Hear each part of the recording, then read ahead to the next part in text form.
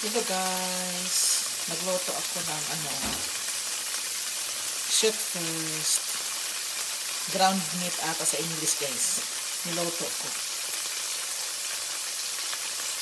My ulam for today, nagutom na ako guys. It's almost 1 o'clock na. I sharing this to you. Another na naman. Ako kasi nagluluto ng mga pagkain ko. Sometimes kay hubby. Mostly sa akin. Marunong ako magluto guys. I love also cooking.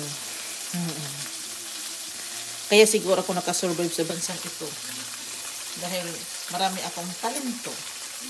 I have also talent of cooking, cleaning, talking. Meron talagang talent si Genevieve sa talking, no?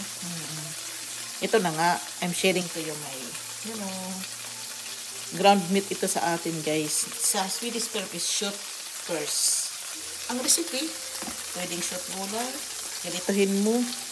Dito sa bansang ito, you will be your own recipe. Your own version of your food.